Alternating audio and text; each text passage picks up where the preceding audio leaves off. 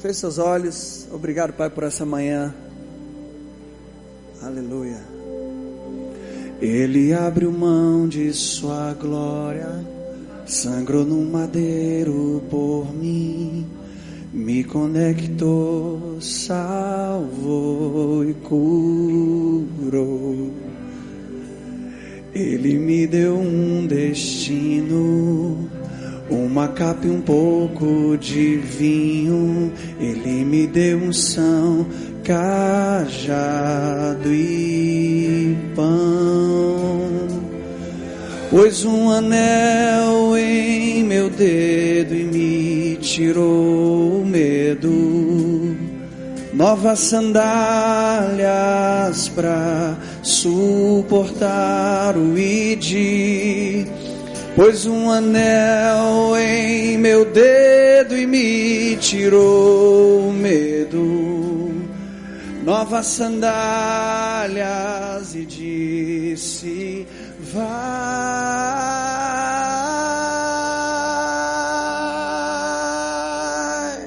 E eu me despedi dos meus pais. Queimei minhas carroças e eu afundei meus barcos no cais.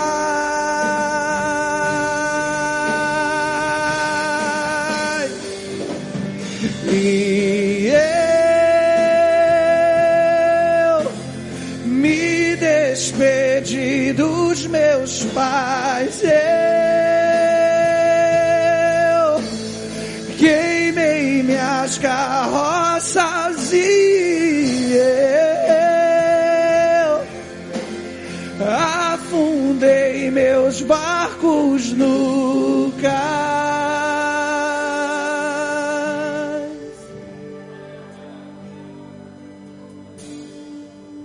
Pra onde eu irei, se eu não tenho pra onde voltar? Só tenho você, Deus, palavras de vida eterna. Pra onde eu irei, se eu não tenho pra onde voltar? Só tenho você, Deus. Cante isso, pra onde?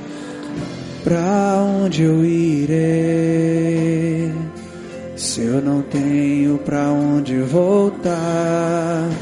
Só tenho você, Deus, palavras de vida eterna. Pra onde eu irei, se eu não tenho pra onde voltar? Só tenho você, Deus, palavras de vida eterna. Pra onde eu irei, se eu não tenho pra onde voltar? Só tenho você, Deus, palavra de vida eterna. Pra onde eu irei, se eu não tenho pra onde voltar? Só tenho você, Deus, palavra de vida eterna. Pra onde eu irei, se eu não tenho pra onde voltar? Só tenho você, Deus. Pra onde eu irei, o que eu vou fazer? Pra onde voltar? Só tenho você, Deus. Pra onde eu irei, se eu não tenho pra onde ir? Só tenho você, Deus, palavras de vida eterna.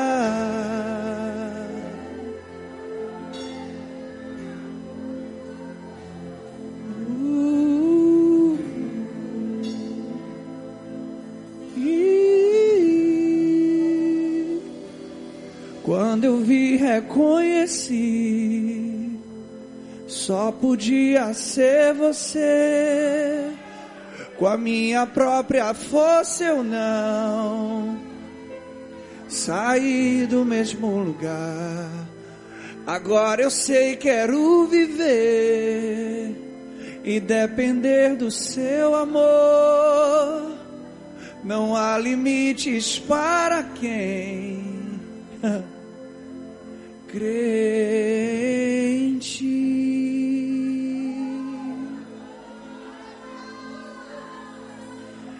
Graça, maravilhosa graça, graça, abundante graça, Jesus é maravilhosa graça.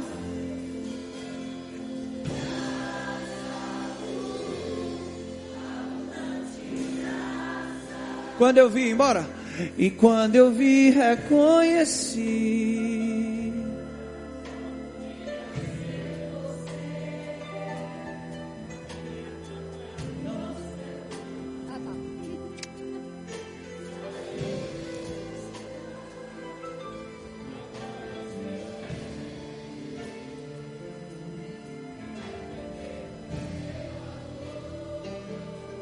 Não há limites. Crente. Amém, gente? Oxe, todo mundo levantou, foi? Senta aí no seu lugar. Bom dia mais uma vez. Segura a onda aí, viu, Harris? Sai daí não, pelo amor de Deus, viu? Eu fiz questão de cantar essa música da Banda Morada, eu acho. Essa frase eu nem cantei outra parte, que essa frase mexe muito comigo. Para onde eu irei se eu não tenho para onde voltar? Só tenho você, Deus, sabe? Jesus, ele chegou no ápice do ministério dele. Uma multidão seguia ele. E ele tinha acabado de multiplicar pães e peixes. Vamos dizer que Jesus agora tinha uma igreja lotada. E ele começa a pregar para essa mesma multidão e ele diz: vocês vão ter que comer a minha carne e beber do meu sangue. E para quem não entendia isso, poxa, que é isso? Isso é canibalismo? E um olha para o outro e diz: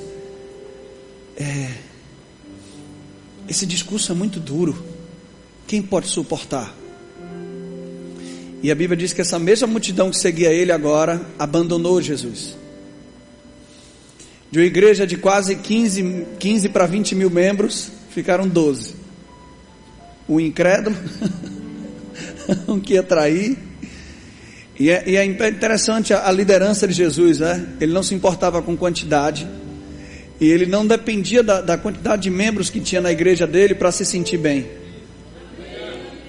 Ele sabia quem ele era, independente de quem congregava com ele, ou quem ouvia ele. Amém, gente? Nunca ache que porque uma igreja tem 5 mil, 10 mil, 15 mil, 20 mil membros, significa que Deus é que fez isso, ou que aquele é um grande líder por causa daquela quantidade. Um líder não é tentado quando a igreja está cheia, é quando a igreja começa a esvaziar, aí que revela quem ele é.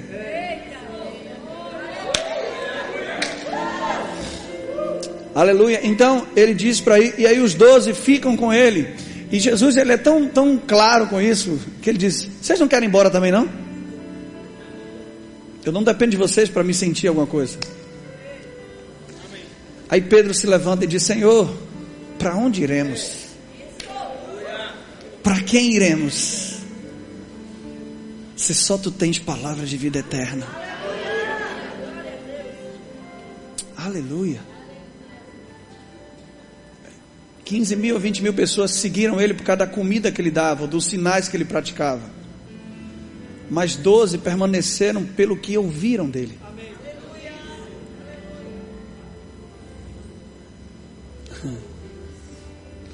O que sustenta alguém com Cristo não são os milagres que Cristo faz, mas a palavra de Cristo. Se a palavra não mudar a pessoa, os milagres não vão fazer com que essa pessoa permaneça por muito tempo. 3 amém, 1 Isso mexe muito comigo, porque Pedro disse: o que eu vou fazer da minha vida agora? Eu não me imagino mais de outra forma. Uma vez que isso iluminou minha mente, uma vez que eu ouvi o que você falou, cara, eu não consigo mais ser da mesma forma. Eu comecei a analisar minha vida e tentar projetar assim, sabe, olhar até para o passado. Falei, vem cá, e aí, o que eu vou fazer da minha vida agora? O que eu vou ser daqui para frente? E eu não consegui projetar nada sem a mensagem do Evangelho. Cara, tirem tudo de mim, mas não tira essa mensagem não. Porque tudo que eu tenho hoje é ela que fez com que isso acontecesse. Sabe o que eu quero ouvir no domingo à noite aqui? Do pastor?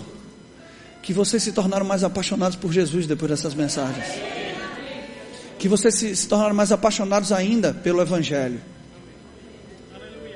A gente fala muito de avivamento, a gente fala muito de poder, e eu creio nisso, eu amo isso. Só que esse avivamento, bonitão e bonitona, não vai ser como qualquer outro avivamento que trouxe manifestação, mas parou. A maior manifestação do Espírito hoje vai ser revelação de Cristo.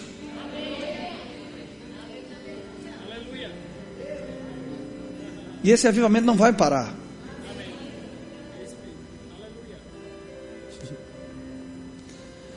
Eu comecei, será que dá para ser cantor de música baiana de novo? E não cantar essa mensagem? Será que dá? Dá não. O que eu vou ser da minha vida se eu não falar dessa mensagem que mexeu comigo? Parece que eu nunca tive passado.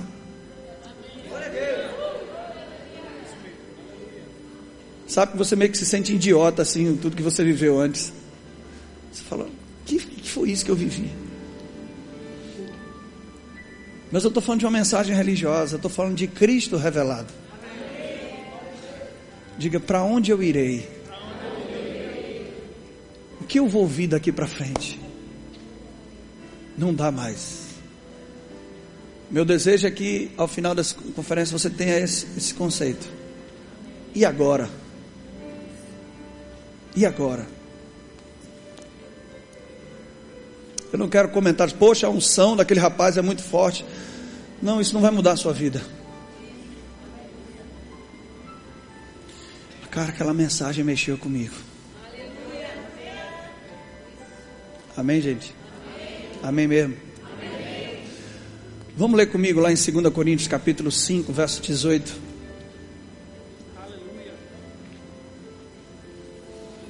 Essa geração que vai queimar por Jesus, de amor por Jesus, como nenhuma outra queimou.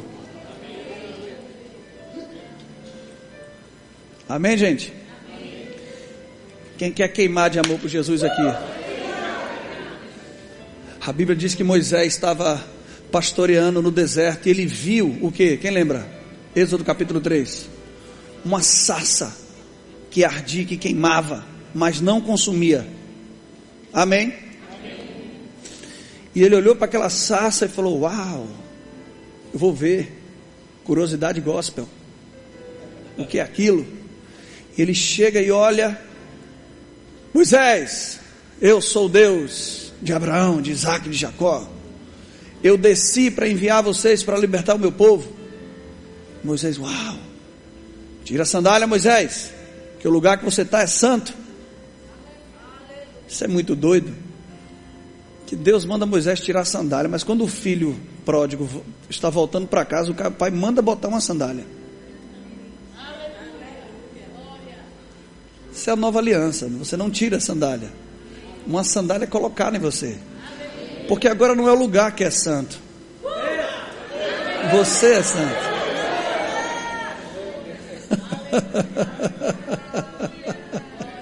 Mas você me permite tirar a sandália?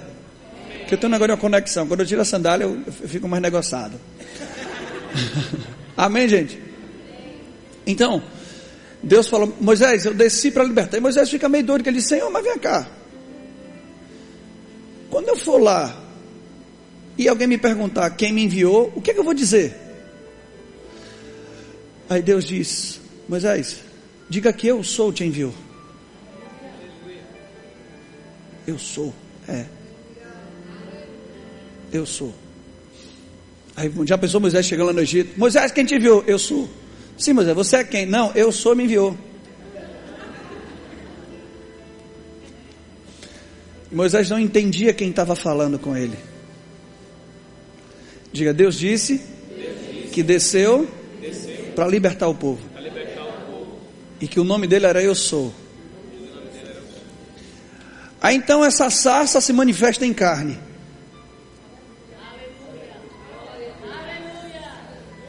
Para consumir alguém. E quando ele chega e manifesta em carne, João capítulo 7, ele conversa com os judeus. E diz: ei, se vocês conhecerem a verdade vai o quê? Deus desceu aqui para quê? Se o Filho vos libertar, na versão amplificada diz: você vai ser incontestavelmente livre. Uau! Aí os judeus: espera aí, rapaz, a gente é descendência de Abraão, nunca foi escravo. Ó, deixa eu lembrar a vocês aqui um negócio. Abraão me viu e se alegrou. Quando não tem revelação, não entende isso. E eu achava que Abraão estava lá no seio dele, né? E viu o dia que Deus ia enviar Jesus. Mas não foi isso. Abraão viu lá. Abraão viu um dia que Deus falou: quero seu único filho em sacrifício. Quantos filhos Abraão tinha? 1 ou 2? Mas Deus falou o quê? Único. Ui. Por que o único filho? Porque fui andando com esse bicho, eu fiquei assim, cadê ele? Olha, brincadeira. Abraão tinha 2 filhos, Ismael e Isaque. Mas Ismael era fruto de uma ação carnal. Mas Isaque não, era fruto de uma intervenção divina. E quando Paulo vai falar aos Gálatas, ele diz: H é a lei, mandamento carnal. Mas Sara não, é a nossa mãe. É a graça. Então eu considero que Ismael é fruto da carne, obra carnal. Mas Isaque não, é fruto de uma intervenção divina. Vida na carne, vida no espírito. E quando Deus considera, Ele não diz Ismael, Ele diz Isaque. Deus não considera o que você faz na carne, ainda que você faça para Ele. Deus considera o que você faz no espírito.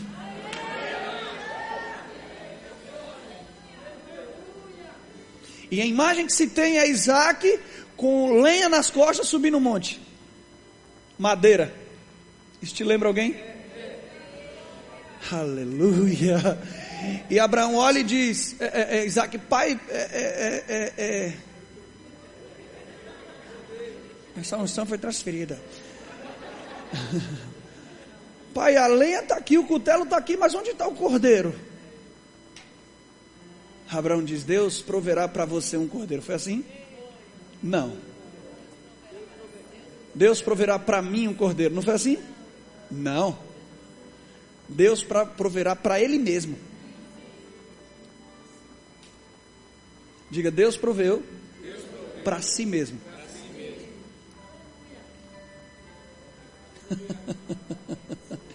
Não é meio doido isso? Eu achei que o cordeiro era para a gente.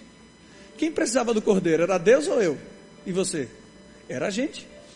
Mas o Espírito Santo falou comigo: Sérgio, eu desde a criação eu procuro um justo. Alguém que ofereça para mim um sacrifício perfeito o suficiente para que eu justifique a humanidade. Só não havia justo. Não há quem faça o bem, todos se extraviaram e se fizerem inúteis. Eu mesmo tive que me fazer homem para apresentar para mim mesmo um sacrifício para que eu justificasse você. Quem quer ouvir a frase específica que ele usou? Ele disse: Sérgio, Jesus é tudo o que eu precisava receber para justificar você.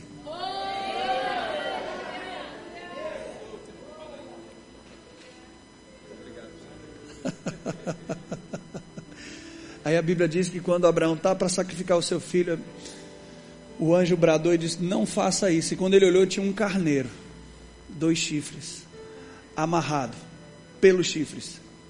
O chifre do carneiro é onde tem a força dele. A mão, o braço do homem é onde está a força do homem. Então aquele carneiro tendo 2 chifres amarrados e presos, representava quem? É por isso que Jesus disse: Abraão viu.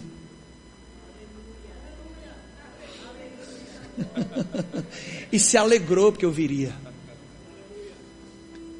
Porque o primeiro a ser poupado foi o filho dele. Quem entendeu isso? E Abraão estabeleceu aquele monte: o Senhor proverá. A palavra provisão significa provisão, significa ver adiante. Deus, quando se manifestou com Jeová Jirê, ele não pagou a conta de luz de Abraão, não, irmão. Ele não deu uma cesta básica, não. Ele deu uma pessoa. Não simplifique provisão divina a apenas dinheiro. Dinheiro é uma pequena parte. Ele deu uma pessoa. Ele é tudo o que você precisa para viver bem nessa terra.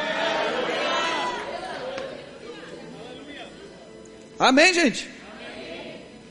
Então, Abraão viu, e os judeus: você não tem nem 50 anos e você diz que viu Abraão.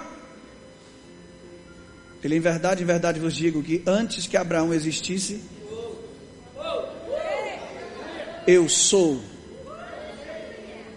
Vocês lembram quem libertou vocês lá no Egito? Quem enviou Moisés? E por que ele não vem como uma água jorrando? Ele vem com uma sarça queimando.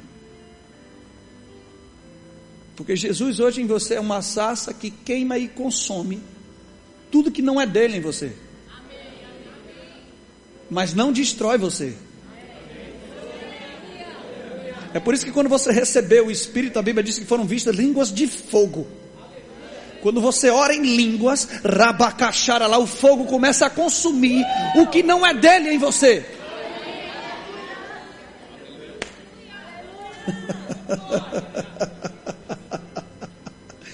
Diga: eu vou passar o dia orando em línguas.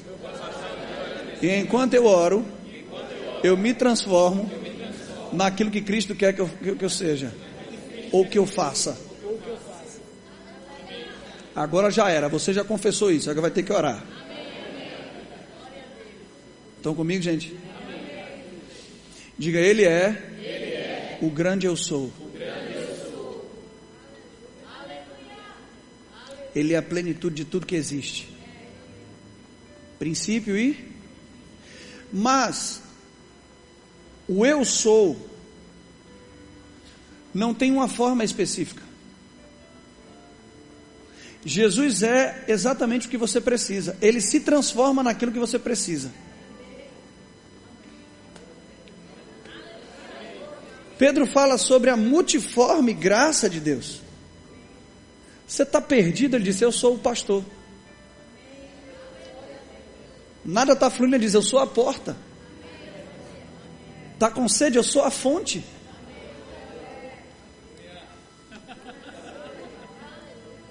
Está doente? Ele é saúde. Ele se transforma em tudo que você precisa. Aleluia. Aleluia. Não simplifique Jesus a apenas um homem crucificado. Ele não está mais ali. Agora, o melhor que a Bíblia diz que assim como ele é, eu sou. Quem está pronto? Amém. Quem está pronto? Amém. Aleluia. Tem Bíblia ali no Defrais ali? Bota aí para mim, 2 Coríntios, eu falei o quê? 5 o quê?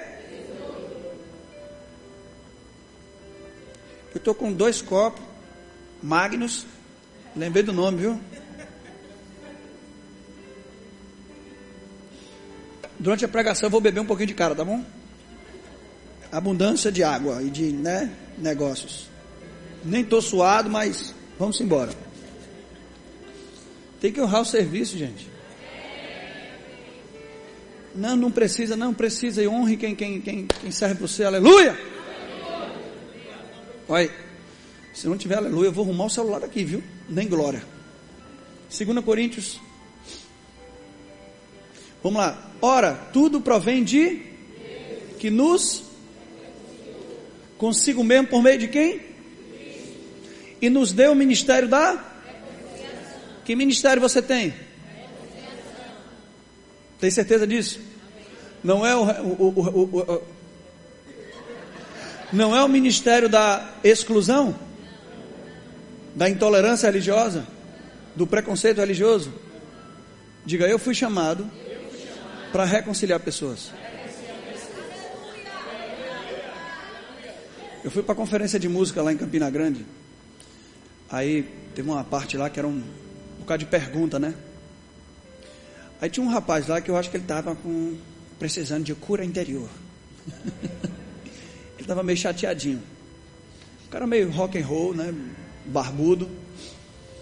E uma das perguntas ele falou: eu quero falar com esse barbudo aí. Eu olhei para o lado, Andrezinho, barba feita. O outro menino falou: sou eu.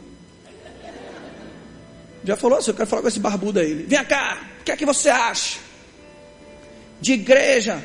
A igreja deve mudar para aceitar as pessoas com um estilo diferente e não se submeter apenas à ideia dos mais velhos. O que é que você acha que a gente deve fazer? Isso, eu falei: esse cara deve ter tentado falar com o pastor, não conseguiu, ele está tentando me usar. E aí ele: o que é que você acha? Porque eu com esse visual, né? Ele falou: pronto, ganhei um parente, né? E eu aí olhei para ele, só que ele é rock and roll, eu não sou muito chegado a rock, meu negócio é mais, baiano, uma coisa, entendeu? Sou baiano, graças a Deus, não sou australiano. Vou facilitar, não sou Hillsongiano. Quem não é músico não entendeu essa piada. Rio só para me agradar. Sou brasileiro, amo música brasileira, amo a minha nação, tenho orgulho dela. Obrigado, pastor, pelo amém, que o povo ficou meio... E esse cara largou, e eu olhei para ele, e aí todo mundo com o olho assim, eu quero ver o que é que você vai responder agora. E eu olhei para ele e falei: negão, deixa eu te falar uma coisa, o importante sabe o que é, cara? Por que a gente precisa ter um estilo? Ele: cara, a gente defende o evangelho. Por que eu tenho que defender um estilo de roupa, um estilo de... Aí peguei meu dread assim, levantei e falei: isso aqui para mim não é nada. Se eu precisar tirar para que alguém seja alcançado, eu vou tirar. Se eu precisar tirar essa barba, eu não tenho estilo, eu me visto de acordo a como alguém pode ser salvo.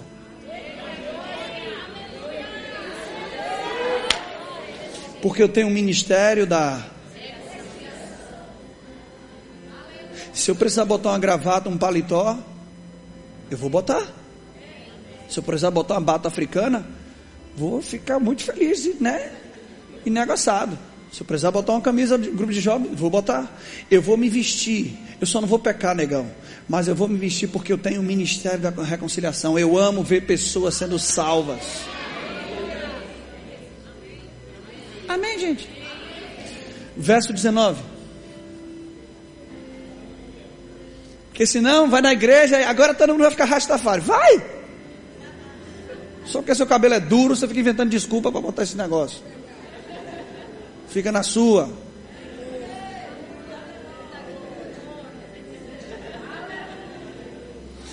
A saber que Deus estava o quê, gente? A saber que Deus estava em Cristo, reconciliando consigo os evangélicos. Está assim? Reconciliando o quê? O mundo? Lê de novo aí na Bíblia. Está assim mesmo, gente?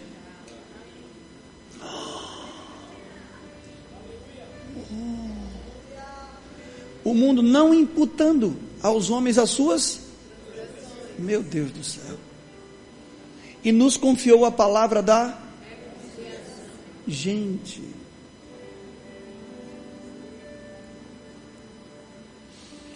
esse versículo 19 é um dos versículos mais duros da Bíblia, porque a Bíblia diz, não sou eu que estou dizendo, que Deus em Cristo, claro que através da cruz, já reconciliou a humanidade toda.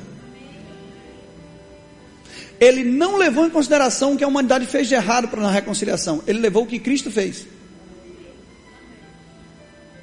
Só que, para que essa humanidade usufrua dessa reconciliação, alguém tem que ir e pregar. E ele nos confiou, colocou sobre o nosso controle e o nosso, a nossa autoridade, a palavra da reconciliação. Gente, isso é muito sério. Deus já resolveu tudo na cruz. Só que as pessoas usufruem a partir do momento que eu prego a reconciliação. Então eu entendo algo muito duro, que se a humanidade não está sendo salva hoje, não é porque Deus não quer, é porque não estão pregando reconciliação, estão pregando exclusão, estão levando em consideração o que as pessoas fazem de errado, para ter uma desculpa para não falar. Deus confiou isso a nós.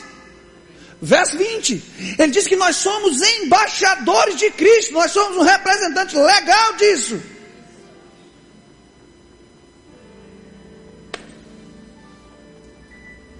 Deixa eu te falar uma coisa, eu só quero que você venha para conferências como essa, mas conferências como essa não é apenas para você se encher o bucho de Deus e ir para casa. Existe um propósito nisso, é se encher para ir lá fora, operar sinais, reconciliar pessoas com Deus. Porque um enchimento sem propósito é só vaidade.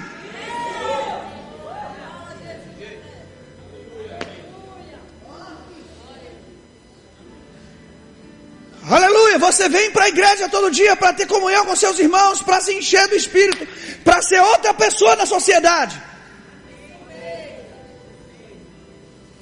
E eu não estou falando nem apenas dar testemunho, é oferecer um evangelho que reconcilia pessoas. Não é oferecer um evangelho que vê um religioso de matriz africana e dizer está repreendido. Olhar para o homossexual é demônio. Isso nunca foi reconciliação, isso é preconceito social, disfarçado de religião. Eu não estou mandando você concordar com o erro das pessoas, mas olhe as pessoas como Cristo olha.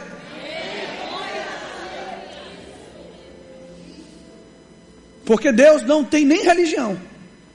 Deus não é evangélico. Amém. Graças a Deus. Amém, gente? Amém.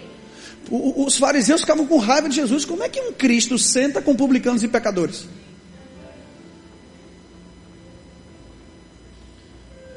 E Jesus, nas parábolas, ele ensina praticamente o seguinte: mas vem cá, se eu não sentar com o pecador, eu vou sentar com quem? Porque os próprios fariseus que classificavam as pessoas como publicanos e pecadores também eram pecadores naquela época. Versão São Fernandes atualizada: anta, se eu não comer com publicano e pecador, eu vou comer com quem? Sozinho. Porque naquela época só ele era justo.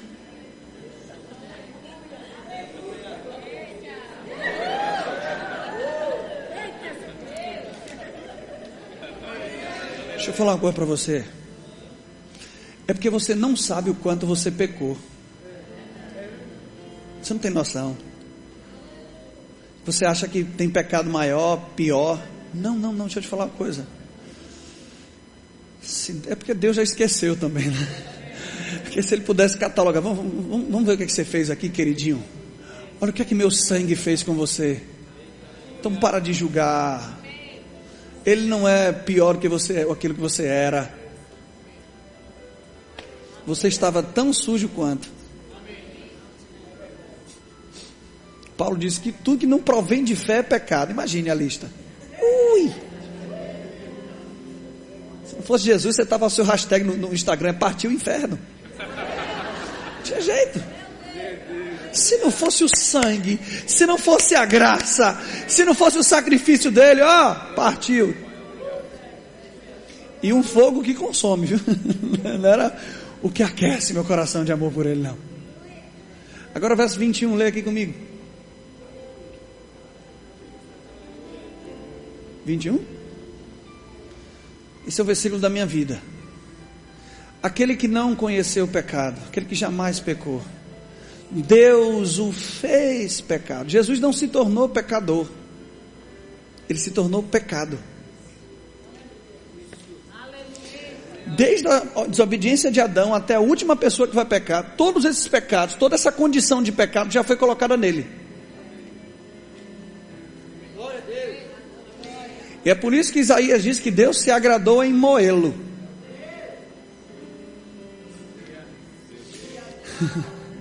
Entre outras palavras, por que Deus se agrada em moer Jesus? Contexto ali de crucificação, porque na verdade Deus não estava moendo Jesus, Deus estava moendo o que Ele havia se tornado,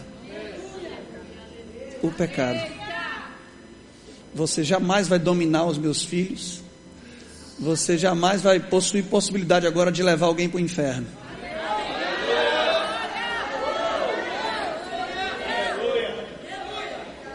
Ninguém peca hoje por falta de domínio, é falta de conhecimento. É porque você não sabe o que Deus já fez com o pecado na cruz, que você continua errando. É por isso que nós precisamos de revelação.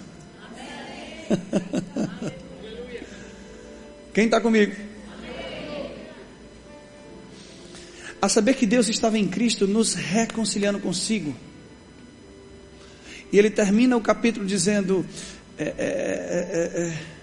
aquele que não conheceu o pecado, Deus o fez pecado para que nele fôssemos feitos o quê? Justiça de Deus. Quem é a justiça de Deus aqui? Pelo amor de Deus, você fez a matéria realidade da nova criação. E se você disser que você é pecador, eu vou arrumar esse copo de água. Já botaram 2 aqui que eu rumo mesmo na sua cabeça. Quem é pecador, levanta a mão. Essa não pode nem amém, essa parte já está repreendido. Ou então venha logo da frente aqui para a gente resolver isso. Mas quem é a justiça de Deus? Agora quem sabe, matéria do rema, justiça de Deus. Agora quem sabe aqui o que é justiça de Deus? Ah, Sérgio, é uma posição aceitável diante de Deus. Sim, mas isso é muito vago. Esse princípio aqui é substituição.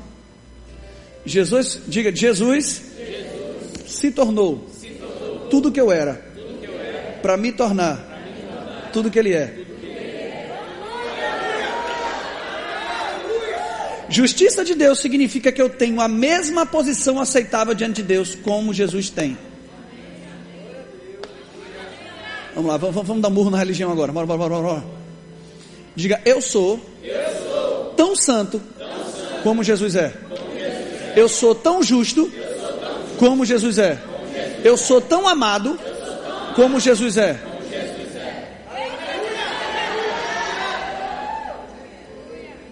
Primeira João 4:17. Quem pode abrir aí? Remifrai, coloque para mim aí. Quando eu não sei o nome da pessoa, eu chamo ele de Harris ou então Remifrai. E eu saio das igrejas, vou para casa e o povo fica um chamando outro de Remifrai e Harris. Vamos lá. Nisso aperfeiçoado em nós o quê? Para que no dia do tenhamos medo de Deus. Confiança, convicção, certeza. Eu não vou ser mais julgado por Deus. Por que você não vai ser julgado? Porque segundo Ele é, também nós somos. Diga, assim como Jesus é, nós somos. Você entende que o versículo não está dizendo que é assim como Jesus foi?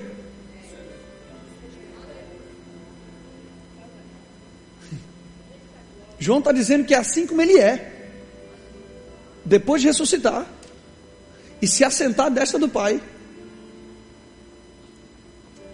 Diga, eu sou exatamente como Jesus é. O problema é que a gente tem um conceito religioso que foi herdado da Igreja Católica, que a gente não consegue se aceitar assim.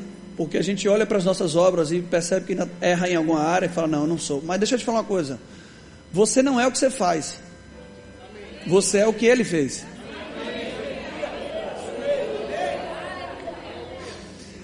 Aquele que não conheceu o pecado, não conheceu, ele começa o versículo, ele não conheceu, ele jamais pecou, Deus o fez pecado. Jesus se tornou pecado pecando? Como ele se tornou pecado? Recebendo essa condição na cruz. Como é que eu me torno justiça? Praticando ou recebendo? Romanos capítulo 5, 17 diz, aqueles que recebem abundante graça e dom da justiça reinarão em vida por meio de um só, a saber, Cristo Jesus. Uau! Toda religião, praticamente toda religião do mundo tem um conceito de que para o homem ser considerado justo diante de Deus e merecer as bênçãos de Deus, ele tem que fazer alguma coisa certa, ele tem que sacrificar alguma coisa. Esse é o padrão de qualquer religião. É por isso que no primeiro século, o cristianismo não era considerado religião. Porque quando você ia conversar com um cristão, vem cá, qual é o sacrifício que você oferece para o seu Deus, para ele te ouvir?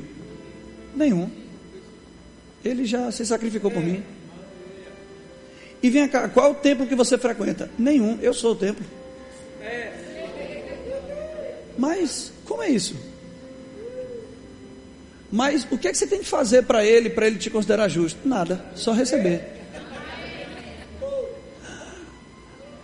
Ah, é? É. Você tá doido, viu?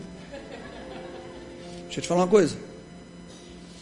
Toda religião você tinha que fazer algo de bom para receber as bênçãos ou ser considerado justo. Mas o cristianismo não. Primeiro você recebe a condição de justiça e as bênçãos.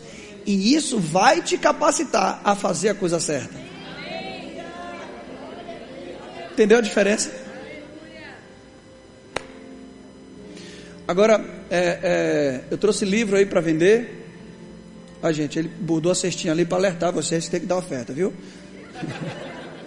Já estou coligado com ele, a gente já acertou tudo aí. Hoje ele está tentando pagar pela recompensa de ontem. Mas não vou falar o que aconteceu não, fica prestando a pregação. Deixa eu te falar uma coisa, eu trouxe livro aí para vender, eu estou escrevendo uma série de Cristo como nosso substituto. Diga, Cristo é o meu substituto. E ela é baseada nesse versículo de 2 Coríntios 5, 18, que diz que Deus estava em Cristo nos reconciliando consigo. O verbo reconciliar no grego é katalhasso, que significa reconciliação por meio de uma substituição. É uma fusão de duas palavras. Kata significa unir duas partes e alhaço significa trocar ou substituir. Então a melhor tradução para 2 Coríntios 5,18 é que Deus estava, 19, é que Deus estava em Cristo nos reconciliando consigo por meio de uma substituição.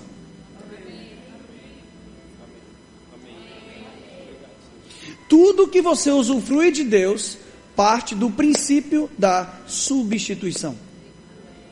Tudo, absolutamente tudo. Está comigo? Olha para mim aqui, por que você é curado? Porque ele foi ferido. Por que você é rico? Porque ele se fez pobre. Por que você é filho de Deus? Porque Jesus se classificava como filho do homem.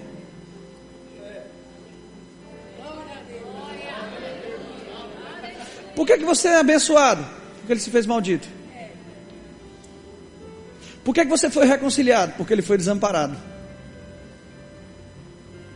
Por que você pode vir para uma conferência dessa e se encher do Espírito? Porque ele se esvaziou. Quem está pronto agora? Quem crê que aquilo que você fala pode mudar a sua vida? E por que aquilo que você fala tem poder? Porque ele veio como ovelha muda. Diga, ele se calou para me dar uma voz.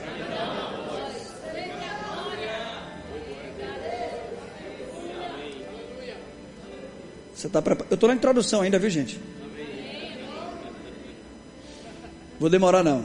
Eu nem vou perguntar para o professor Aurora, porque se o pastor falar, vai fluir, a última vez que eu ouvi isso foram 6 horas de culto. Deixa quieto. Queria levar até de noite, vamos embora. Se bem que eu estou tomando Magnus. Ela está dormindo já, mas eu estou tomando Magnus. Olha para mim aqui.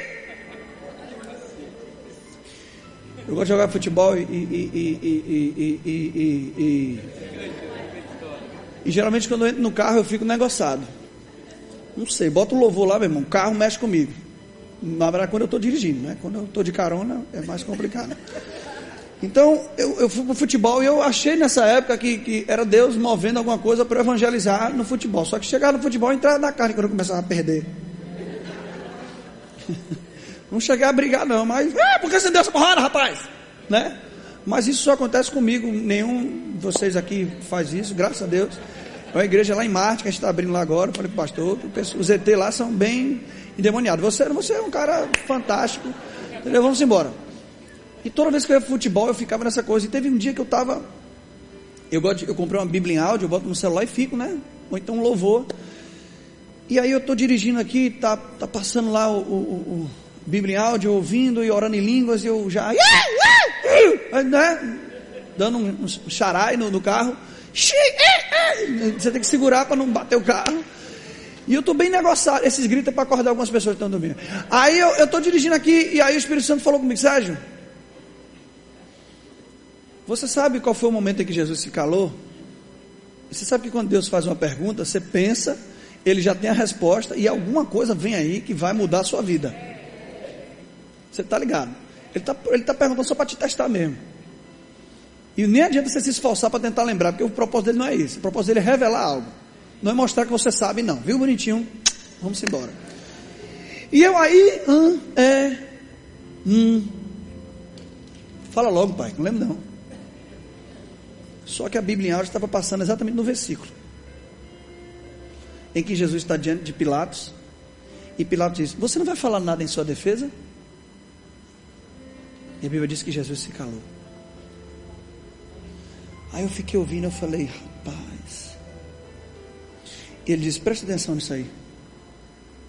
Eu falei: claro. Porque Jesus se calou, ele foi levado para ser açoitado, depois crucificado. Se ele fala uma frase em sua defesa, ele não ia ser crucificado. Se ele só fala: rapaz, isso é mentira deles, eu não fiz nada que eles estão falando, só isso. Mas ele decidiu o quê?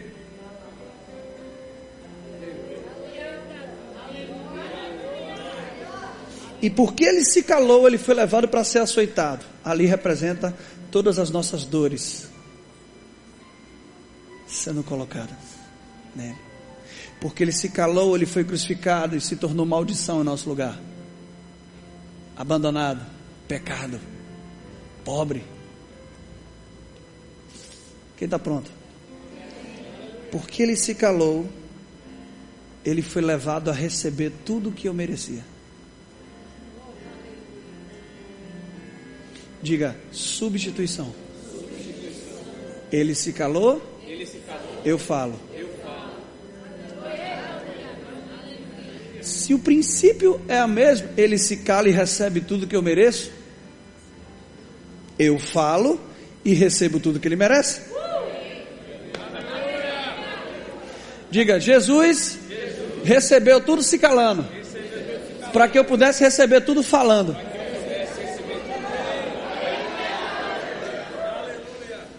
Mas deixa eu te falar uma coisa, ele não se calou apenas para te dar uma voz, ele se cala porque ele estava entrando na nossa condição. Então era o nosso silêncio que estava nele. Porque Paulo diz aos Romanos que diante a lei, sobreveio a lei para que todo homem se cale e se torne indesculpável diante de Deus. Então, se calar diante de uma acusação era o que a gente faria. Deixa eu te falar uma coisa: confessar, chamar as coisas, não é uma voz de Sérgio ou do pastor, porque ele se calou no nosso silêncio. Porque é necessário falar, porque quando você fala, não é você falando, é Cristo falando. Ah, você não entendeu não. Eu acesso a obra dele falando, porque ele acessou o meu pecado se calando. Quando diz eu sou curado, você está dizendo eu tenho a saúde que Jesus merece. Aleluia. Quando você diz eu sou justiça de Deus, meu irmão, você está dizendo eu tenho uma condição que ele merece, porque ele morreu na condição que eu merecia. Diga, eu sou justiça de Deus. Eu tenho a saúde que Jesus merece. Eu tenho a vida financeira que Jesus merece. Ele falou comigo, Sérgio, você quer descobrir o nível de graça que eu tenho para você? Eu falei, deixa eu pensar. Ele falou, examine o seu substituto. Eu falei, peraí, qual é o contrato de graça? Rejeição. Isaías 53. Ele era o mais rejeitado entre os homens. Você acha que você está amando essa pregação? Eu estou aqui pregando aqui porque eu sou bonitinho. Teu visual diga graça. Sabe por que você está gostando de mim? Porque ele foi rejeitado. E eu adquiri isso. Eu falei, rapaz, é isso aqui. Ele foi rejeitado na nossa condição de pecado. O que é que vai acontecer comigo na condição de justiça?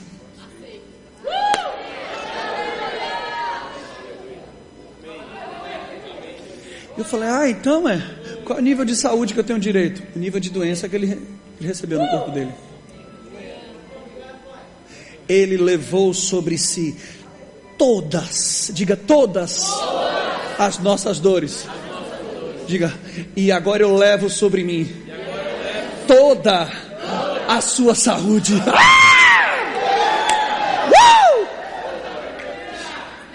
Qual é o maior nível de pobreza que um homem pode chegar? A ponto de não ter nem água para beber. A palavra pobre ali no grego, 2 Coríntios capítulo 8 ou 9, também tem uma tradução de mendigo.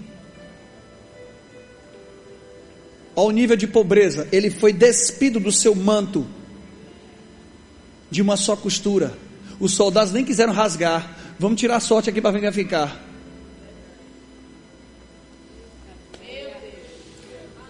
Jesus não era pobre, ele nasceu numa família pobre.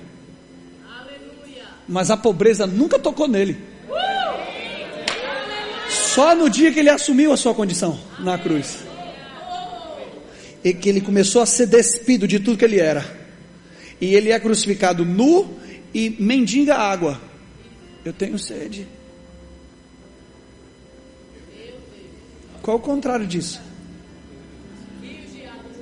Se de você dele faltou até água para beber, você acha que vai faltar alguma coisa para você? Deixa eu te falar uma coisa, ele não morreu numa cruz pobre para nos colocar numa posição de suprimento. Não é isso, nem abundância. Ele nos colocou na posição de supridor.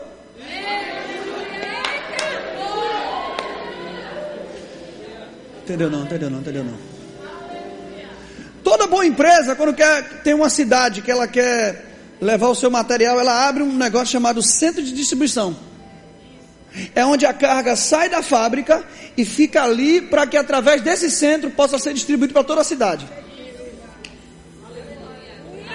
O problema é que a nossa mentalidade é de necessidade. Eu estou precisando para pagar minhas contas, mas o nível de justiça que você tem não é esse. Você é um centro de distribuição do reino, onde Deus vai colocar tudo para que os outros sejam alimentados. Veja, os discípulos de Jesus dizem, Filipe, o que é que você tem aí? Vamos alimentar a multidão. Filipe, rapaz, eu não tenho dinheiro não, nem trabalhando um ano aqui dá para pagar esse negócio. Filipe, eu não perguntei o que você tem. Eu não perguntei o que o seu trabalho pode produzir. Para de confiar no seu trabalho. O que você tem na mão? Tem uns 5 pontos. Bota aqui que eu multiplico o que você tem. Agora é para um propósito. Não é para você ostentar agora, botar a barriga para cima. Eu tenho pão. Eu tenho pães. Não, você vai ter o seu, relaxa. Aí Jesus falou o seguinte: vamos fazer o seguinte, bota aqui comigo. Eu sou o padeiro. Eu sou o pão. Então vamos fazer o seguinte, deixa eu mostrar para você qual é a sua função. Manda a galera sentar em grupos de 50. Vocês vão pegar em mim e vão distribuir para eles.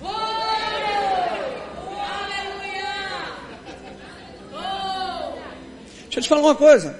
A humanidade hoje está padecendo. Não é porque falta riqueza, falta dinheiro. Isso é mentira. De todo o recurso natural que existe na Terra, cada ser humano poderia ser bilionário. O erro está na distribuição. Olha que coisa linda. Então, os discípulos agora, igreja, são os distribuidores daquilo que Jesus produz.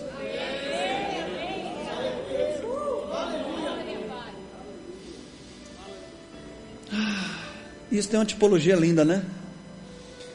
Porque 5 pães e 2 peixinhos.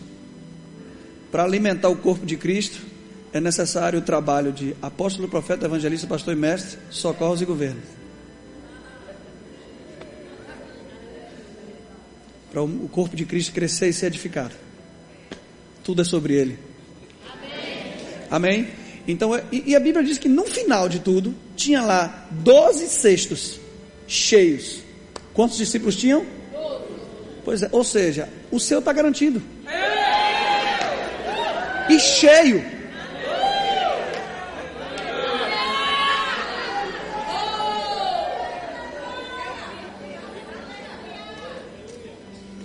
Outra coisa, deixa eu te falar uma coisa. Jesus não multiplicou só pão não, bonitinho, bonitinha. Ele multiplicou cesto também. Porque tinha um só. No final tinha 12. Ah, pelo amor de Deus. Vamos lá, diga: Deus está multiplicando a minha capacidade de administrar, de receber tudo que Ele tem. Não se preocupe, Ele tem para você morar bem, ter o melhor dessa terra, mas também distribuir para multidões. Deus está enriquecendo, tornando milionário nesse tempo pessoas que Ele está dando projetos sociais para alimentar pessoas. Ele vai, se prepare, porque você vai entrar na grande transferência de riqueza. Diga: substituição. Diga para ele hoje: Pai, deixa eu te falar, o que eu tenho não dá para alimentar ninguém. Eu decido não confiar em meu trabalho. Eu vou ser um ótimo profissional, eu vou ser o melhor para testemunhar você, mas eu não confio no que eu recebo no final do mês. Eu preciso de um multiplicador.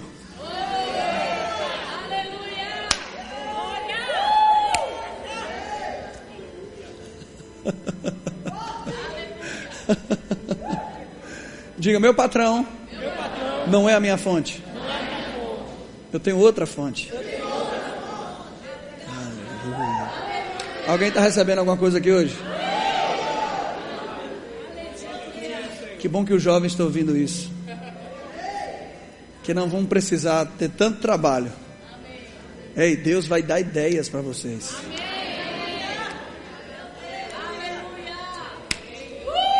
Eu estou querendo falar de Cristo na Bíblia toda aqui, mas não está deixando não. Vamos fluir disso aqui. Estão comigo? Como é que Ruth se torna, ela sai da posição de catadora de espiga para dona da propriedade? Como? Como ela se torna? Diga: recebendo Boaz. Alguém já recebeu aqui o perfeito Boaz, que é Cristo?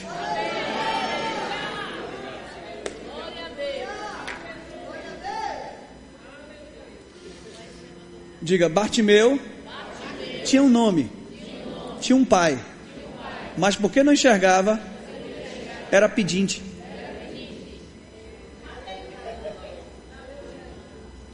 Diga: eu tenho um nome que está acima de todo nome. Jesus.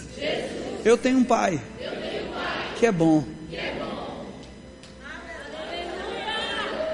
E Ele está abrindo os meus olhos para enxergar para me tirar da condição de pedinte.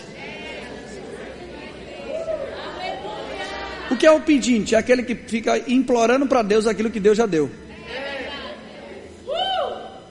Eu fiquei assustado quando Deus me disse que 90% das minhas orações eu estava pedindo algo que já era meu.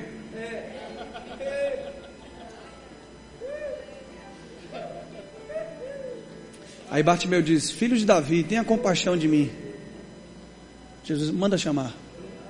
Aleluia. Eu amo Jesus porque uma multidão está seguindo ele, cara. E ele para atender um. Você já imaginou Jesus parando tudo para atender você?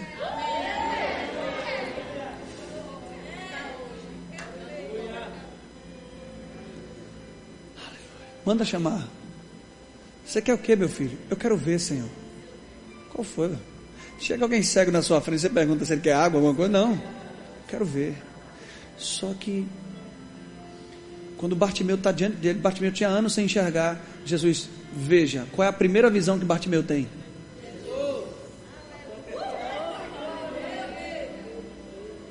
Aí a Bíblia diz que Bartimeu passa a seguir Jesus.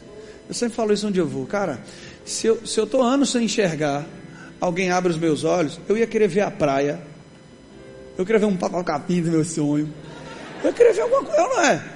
Cachorro, minha mãe, meu pai, não é? Você está anos sem enxergar, cara. Mas a Bíblia diz que Bartimeu passou a seguir Jesus.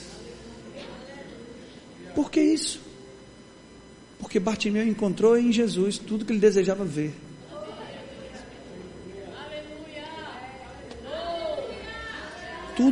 Toda a necessidade que ele tinha de enxergar foi saciada olhando para Jesus. Eu falei: pai, por que você deixou, por que Jesus faz essa pergunta? Para que você saiba qual é a melhor ação que um filho pode fazer. Abre os meus olhos para ver Jesus. Senhor, me dá cura. Não. Veja quem já te curou. Veja quem já se fez pobre para te enriquecer. Então tudo que a gente precisa é abrir os olhos para ver Jesus. Hoje estão me chamando de doido, porque eu fiz essa oração várias vezes. Tem um teólogo lá do Rio, que tem uma escola de teologia. Fui pregar na igreja dele, ele começou tentando escrever no iPad. 5 minutos de pregação das tipologias, ele jogou o iPad para cima. Vou anotar mais nada não. Eu falei: qual foi? E continuei pregando. Ele pegou o microfone no final chorando e disse: gente, deixa eu falar uma coisa para vocês. Vocês sabem que eu tenho uma escola de teologia e que eu sou professor e eu sou professor de tipologia bíblica. Mas eu nunca vi alguém falando dessa forma. Esse menino é maluco. Ele vê Jesus até na uva. E eu estava assim: isso é um elogio? Uma crítica?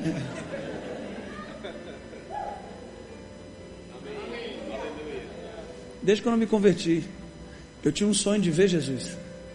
Ver fisicamente, né? Eu chorava, orava. Jesus.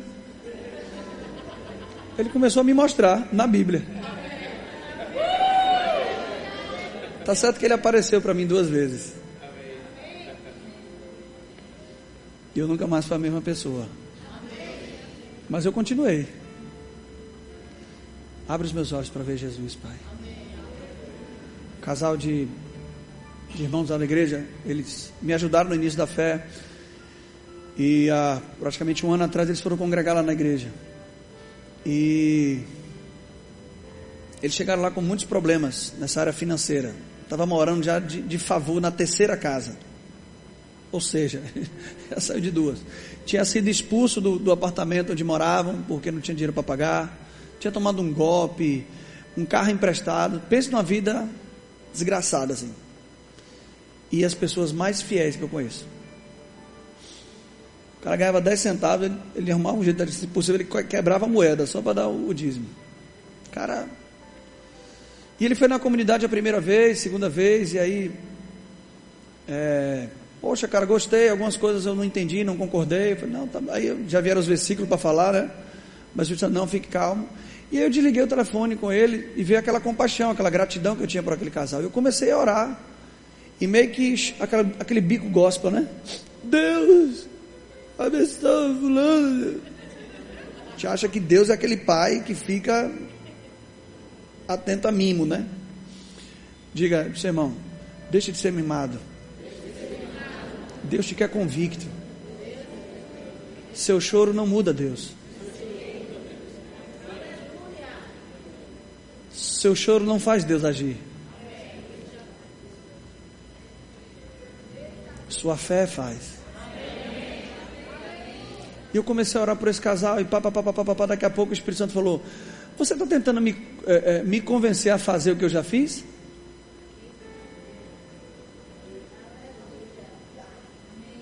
Eu estava orando para Deus abençoar eles.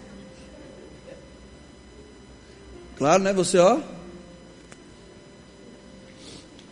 Hein? Falei, o que, Deus? Você está tentando convencer o onisciente? Eu? Sérgio, não sou eu que preciso ser convencido. São eles. Não ore pedindo para eu abençoar eles. Ore pedindo para que eu abra os olhos deles, para enxergar o que eu já fiz.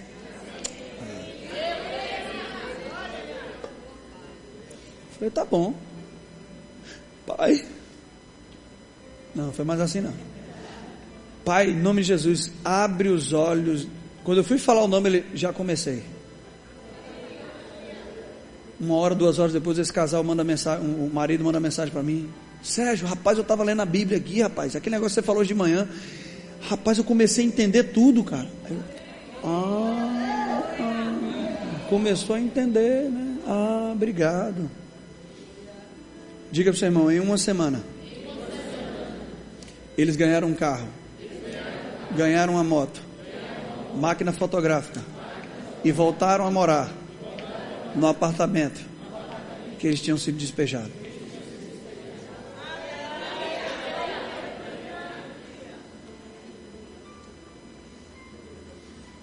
A gente quer convencer Deus a fazer o que Ele já fez.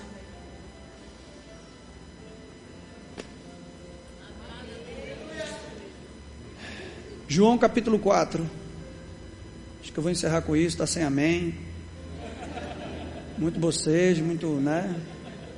João capítulo 4, bote aí verso 13.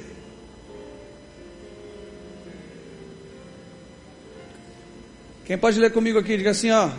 Aquele, afirmou-lhe Jesus, quem beber desta água, tornará a ter? Verso 14. Aquele, porém, que beber da água que eu lhe der, nunca mais terá? Pelo contrário, a água que eu lhe der, será nele uma a jorrar para a vida. Diga, Deus me tirou da posição de sedento e colocou um bebedouro dentro de mim.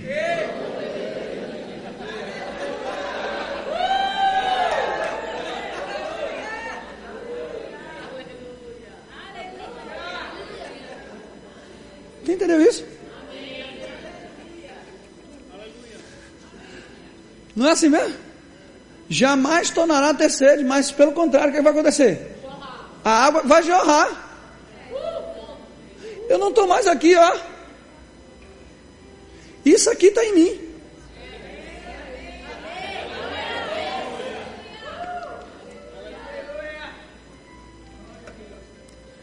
Quem conhece a história dessa mulher aqui? Jesus está falando. Não olha para procurar alguma mulher, não. Da mulher da Bíblia. Vamos lá. Quantos maridos ela tinha tido? Quantos? Quem fez rema aqui? Quem não fez? E quem não tem mão, porque não levantou nenhuma das duas perguntas. Se você fez rema, não, você não. Se você fez rema, você lembra de uma matéria chamada escatologia. Se você não fez, problema seu. Faça. Vale a pena. Tá falando para o pastor, eu fiquei, o pastor, ó, para para minha irmã, e eu estava dizendo para ela que eu fiquei alucinado pela palavra da fé. Eu saí da música baiana e fiz o rema, quando acabou o segundo ano, eu praticamente implorei a Vânia e pastor Raimundo. Você não conhece não, né, Vânia e pastor Raimundo?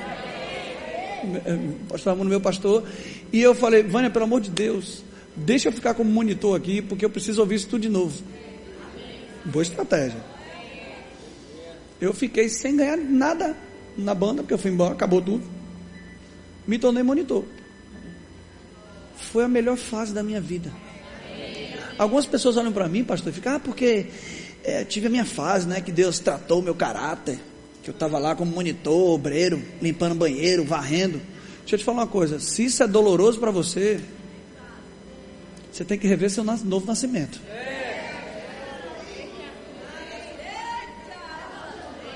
Eu tenho saudade, hoje eu estou fazendo escola de ministros,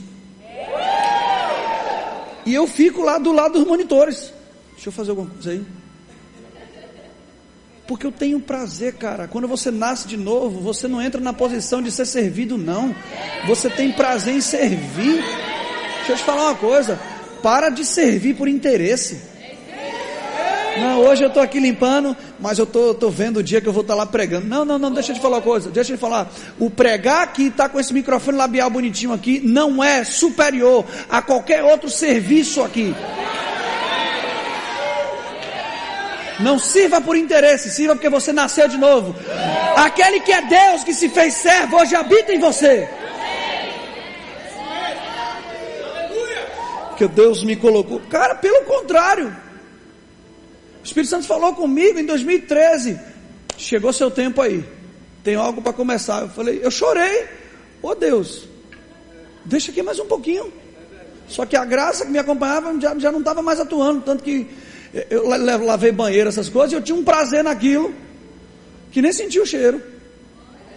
E agora no último dia da imposição de mãos, eu fui levar só uma bandeja de água. Eu me tremia todo. Não tinha mais graça para fazer aquilo. Não tinha mais influência do Espírito. Aí eu entendi. Vânia falou, cara, eu estou contando com você para o ano que vem, porque seu serviço foi maravilhoso.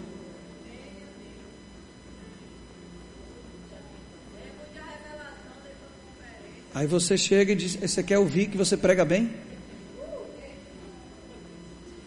Eu quero ver elogios em tudo que eu faço. Até hoje na igreja eu quero fazer alguma coisa, porque eu amo servir. Vou escandalizar alguns aqui agora. Eu tenho um sonho. Pegar um cara de mãe de santo, pai de santo, que foram alvo de intolerância de evangélicos, e lavar os pés deles. Eu tenho esse sonho e vou realizar. Porque ele me levou para servir. Eu sou filho. Eu não estou buscando um salário de Deus. Mas a condição de servo foi colocada em mim. A condição dele, ele fez isso. Ele diz, aquele que quer ser servido, que sirva. Aleluia. Vamos, viu, pessoal, botar água aqui para mim. Tô pregando aqui. Não, deixa eu te falar uma coisa. Eu não preciso ser visto por ninguém, ser reconhecido por ninguém. Eu sou impulsionado pelo Espírito a fazer qualquer área que eu tiver, eu quero fazer o melhor. Por quê?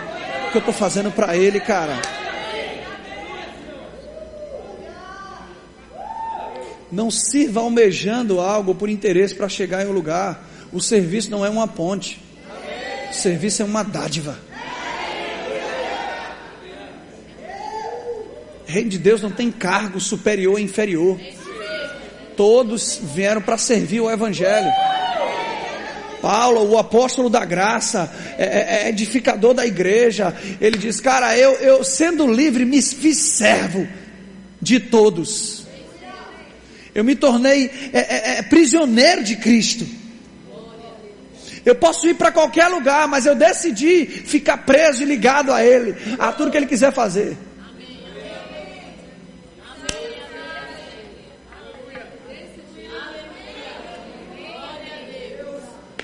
Então vamos lá, quantos maridos essa mulher teve? Quem estudou dispensações aqui? Escatologia. Primeira dispensação, quem lembra? Cadê os amém agora? Quem lembra da dispensação? Amém? Quando eu pergunto qual é, vamos lá. dispensação da inó. O homem caiu nessa dispensação. Que aliança era? Aliança edêmica. Muito bem. O homem cai e se inicia a dispensação da povo inteligente demais.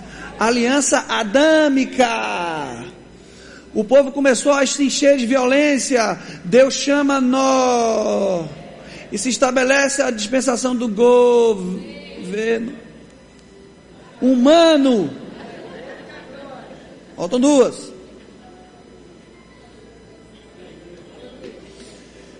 Deus chama Abraão, aliança abraâmica, dispensação das promessas. Muito bem.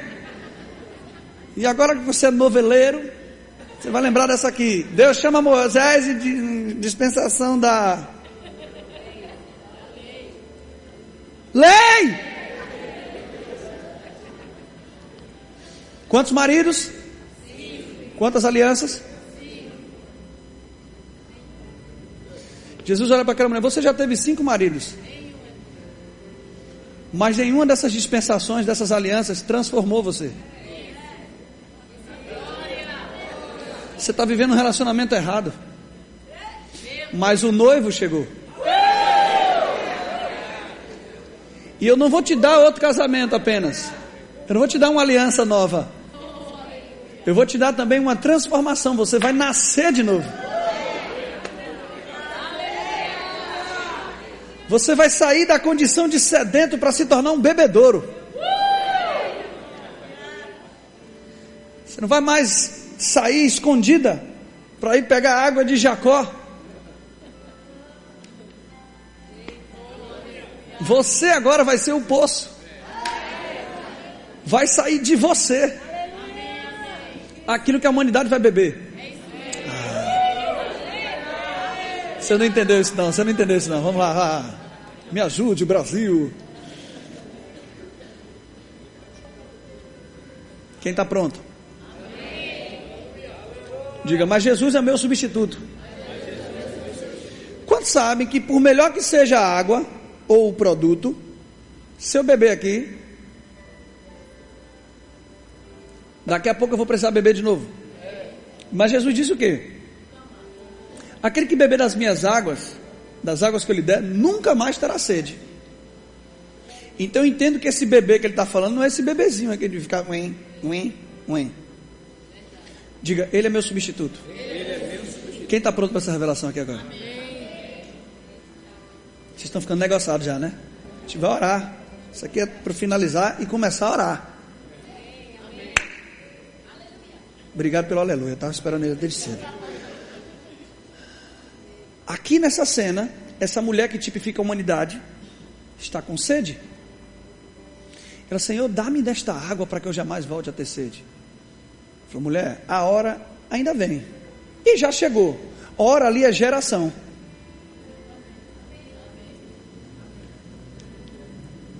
A geração já está diante de você, em que os verdadeiros adoradores adorarão o Pai em verdade.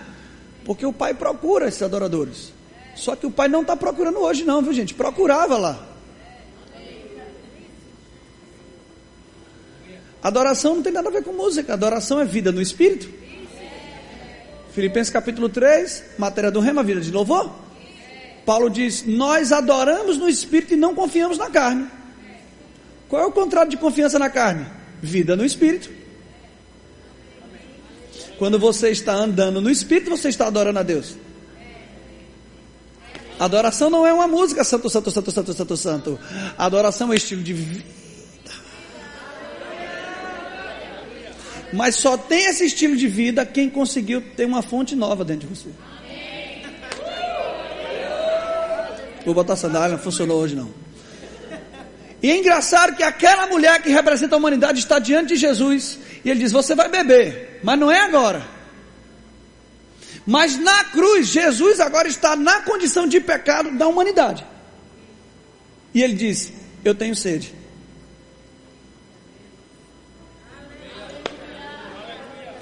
Jesus não saciou você te dando de beber. Ele saciou você tomando a sua condição de sedento na cruz. A sede que era sua foi colocada nele.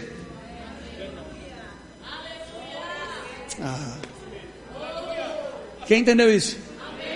Diga, ele é o meu substituto. Ele tomou a minha condição de sedento e deu para mim a sua condição de saciador. Bota a mão na barriga assim.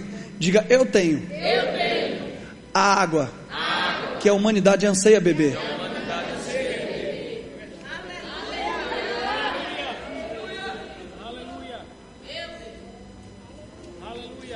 Quem está comigo?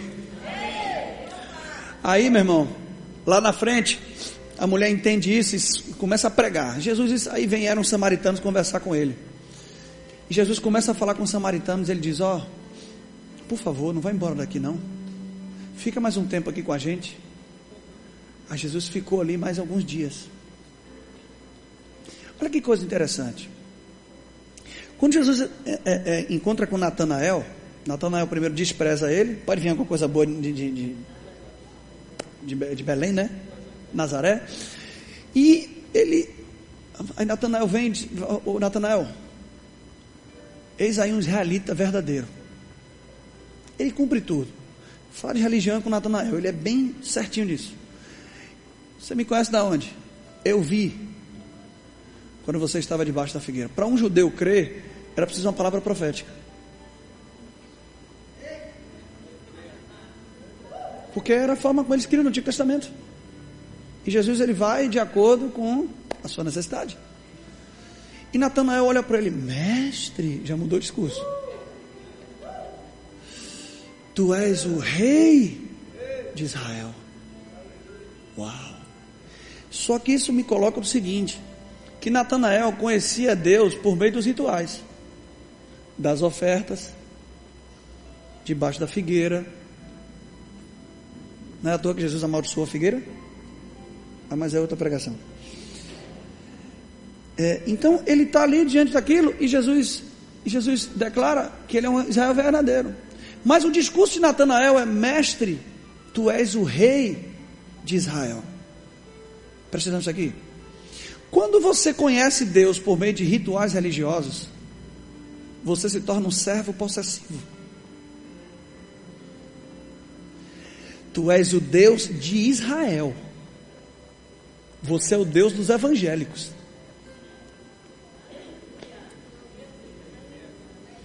Mas os samaritanos não, conviveram com Jesus 2 ou 3 dias. E quando Jesus está indo embora, eles olharam para a mulher samaritana e falaram: ei, agora a gente não crê pelo que você falou, mas por aquilo que a gente tem visto e ouvido. E testificamos que Ele é o Salvador do mundo.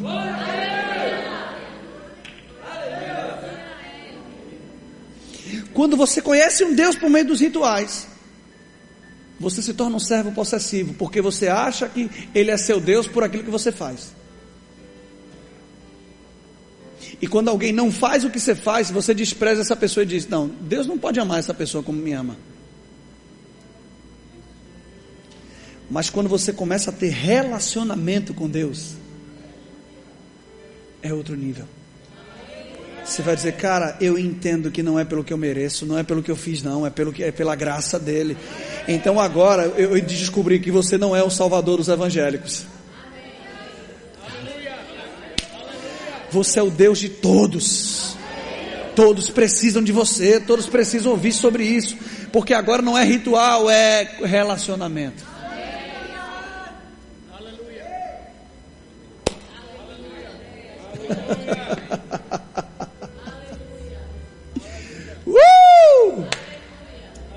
Eu sei que o versículo do Antigo Testamento mais usado para pregar é que o Senhor é meu paz e nada me faltará. Mas deixa eu te falar uma coisa: na nova aliança, Jesus não veio apresentar um pastor, apesar dele ser pastor. Jesus veio revelar um pai. Ovelha não tem relacionamento com o pastor. O pastor tem interesse nas ovelhas, porque ele cuida das ovelhas, porque a ovelha vai produzir lã para ele, carne, comida. Agora um pai não. O filho pode não nem fazer o que o pai vai fazer quando crescer, mas ele vai amar sempre o filho. E pelo amor de Deus, não está achando aqui que eu estou falando do pastoreio de Jesus, estou falando do seu não, viu? Eles vão achar, o pastor está com interesse em mim. Não é isso que eu estou falando, não. Porque eu também sou pastor, aleluia. Mas o ponto aqui específico é o seguinte: Jesus veio revelar o Pai. Quem está pronto para isso aqui? E deixa eu te falar uma coisa, a humanidade não conhecia o Pai. R$10 eu te dou no final do culto, você ficar falando amém toda hora, viu? A humanidade não conhecia um pai, é verdade ou não é? Agora, eu fiz uma pergunta para Deus que eu acho que você não teve coragem de fazer. Eu falei: pai, se você queria que eu conhecesse um pai, por que você não veio como um pai? Se manifestou em carne como um pai? Você já reparou que Deus ele quer se revelar como pai, mas ele vem como filho? Então a Bíblia diz que eu conheço o pai olhando para o filho. Eu falei: que negócio é esse? Quem está pronto aqui? Agora eu vou pegar você, diga com força. Você sabia que 90% dos problemas que a humanidade sofre é por ausência de paternidade? Abusos. Hoje em dia então tá demais, porque os pais têm que trabalhar muito. Agressões. Cria uma imagem de pai. Eu já lidei lá com gente na comunidade, de todo tipo. Gente que começou a roubar, não lá, mas chegou para mim já roubando, eu tratando com isso. Gente que tinha dificuldade de se submeter a uma liderança, porque o pai foi um líder ruim. Mulheres que queriam sua independência financeira, porque viram um pai jogando na cara da mãe o tempo todo. E deixa eu te falar uma coisa, a maioria dos problemas que você também deve ter aqui, é porque a imagem de paternidade que você tem foi ofuscada por algum erro. E nenhum homem é perfeito. Às vezes seu pai te tratou dessa forma porque ele foi tratado assim, foi como ele aprendeu. Quando Deus começou a me revelar essas coisas, eu comecei a estudar com a minha esposa e ouvir palestras sobre paternidade. Estou aprendendo e estou vendo que eu estava cagando tudo. Estava fazendo tudo errado. Exemplo, para suprir a minha ausência em casa, porque eu viajo muito, eu estava comprando presente para os meus filhos. Os presentes estavam substituindo a presença. E se você foi criado assim, você vai ter essa imagem de Deus. Você vai querer bênção, bênção, bênção, mas não vai se relacionar com Ele.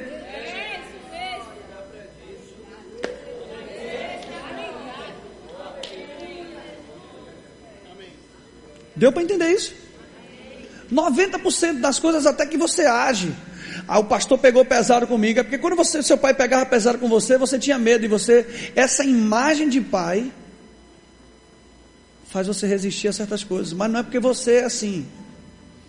E uma das coisas que Deus falou comigo, Ele falou: Sérgio, eu não preciso dar um outro pai para as pessoas, elas já têm.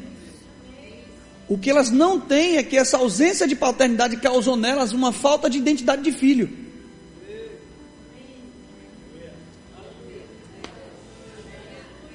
Quem entendeu isso?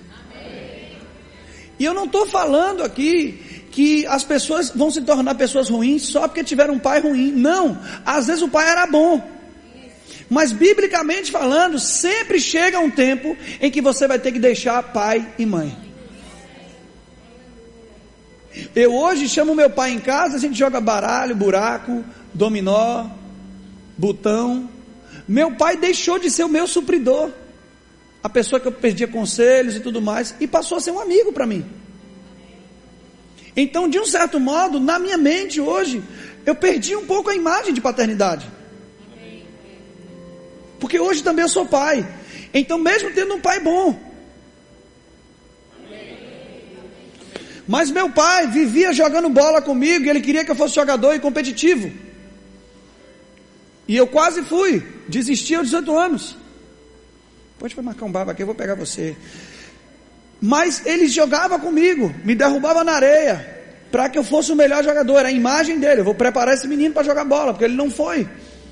E ele competia comigo e com o meu irmão. E quando eu comecei a crescer e jogar bem, ele começou a fazer time. Ele jogava num lado e eu no outro, para a gente competir, para eu me tornar melhor. E eu cresci com competitividade.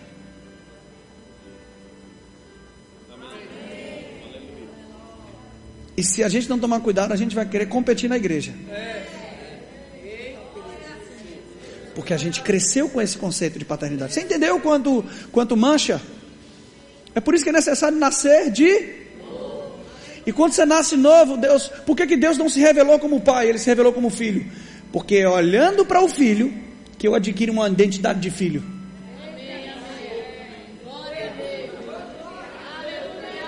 Não é a ausência de paternidade. Você tem um pai.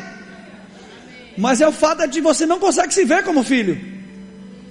Mas quando você olha para o Filho perfeito que é Jesus, você vai adquirir, assim como Ele é, eu sou.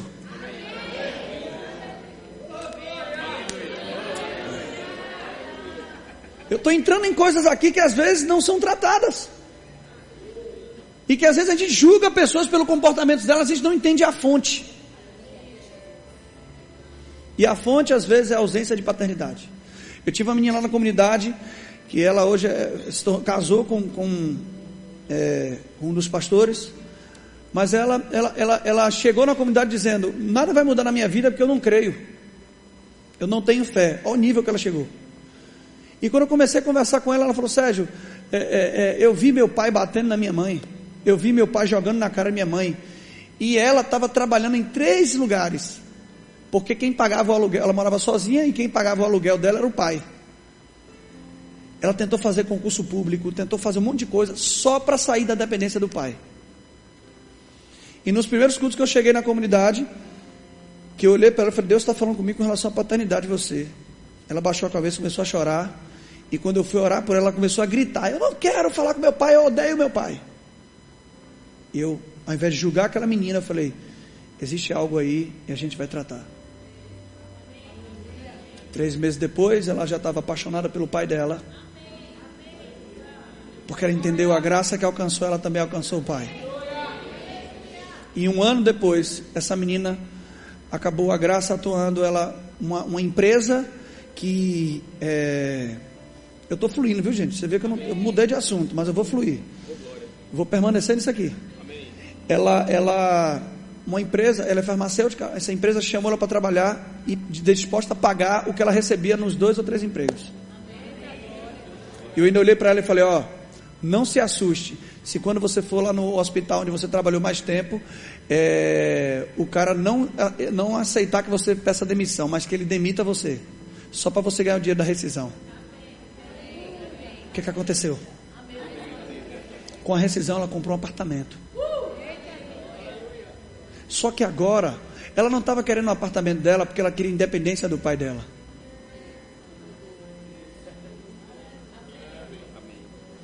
A gente não pode colocar Deus nos nossos complexos, pedir que Ele nos abençoe só para suprir a minha carência afetiva. Não, cara, eu vou ser abençoado sim, eu vou receber minhas coisas, mas por convicção de quem eu sou nele, e não pelo que eu sou.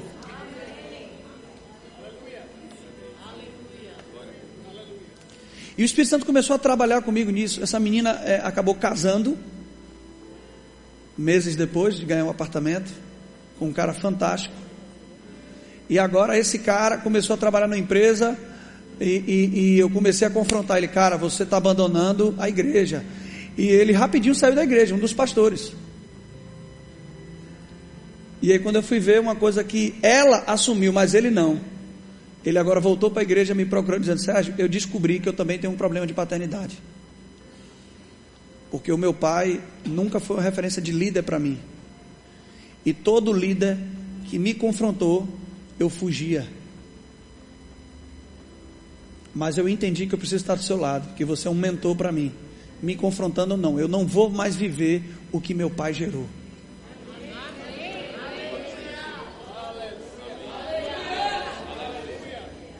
Tem gente sendo livre aqui de um jeito, meu irmão. De hoje que eu estou dando revelação aqui, procurando para onde é que eu vou. E recentemente eu preguei na comunidade que o Espírito Santo chega para Abraão e fala: Abraão, sai da sua parentela, sai da casa do seu pai e vai para uma terra que eu vou te mostrar. Isso também aponta para Cristo. Cristo saiu da casa do pai, não foi? Veio para a terra. A partir de Cristo Deus fez uma nova nação santa, e também Deus exaltou o nome dele. Mas isso aqui, essa revelação não extrai a plenitude do versículo, né? Então, E o Espírito Santo falou comigo: Sérgio, isso aqui também serve para a igreja. É necessário abandonar a parentela, não é deixar fisicamente, mas abandonar a estrutura de família que você adquiriu até hoje. Abandonar a estrutura de paternidade, porque ele é claro em dizer, como é que Deus chama alguém para ser pai de nações, mas a primeira coisa que ele tem que fazer é sair da casa do pai.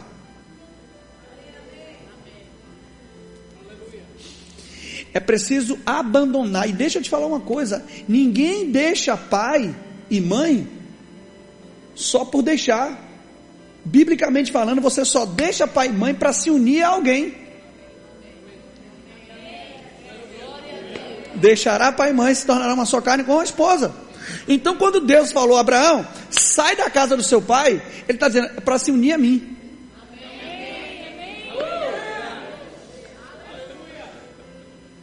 Abandone essa estrutura e esse conceito de paternidade que você adquiriu até hoje, porque senão você não vai entender o que é família de Deus. Eu não estou falando para você abandonar, tipo agora desprezar seu pai, sua mãe, sair da casa, não é isso que eu estou falando. É o conceito de família e de pai que você adquiriu até hoje. Não tente colocar Deus nesse conceito. Se abra para dizer, Deus, o que é ser pai? Ele vai dizer, não, eu não quero que você descubra o que é ser pai, eu quero que você descubra o que é ser filho. Eu dei para você um modelo perfeito do que é ser filho, Jesus. Olhe para ele. Enquanto você olha para ele, eu vou mudando tudo em você.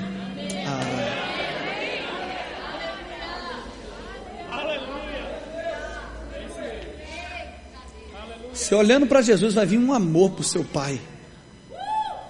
Meu Deus do céu, eu vou ter que entrar nesse negócio aqui. Vamos curar as pessoas para depois a gente avivá-las.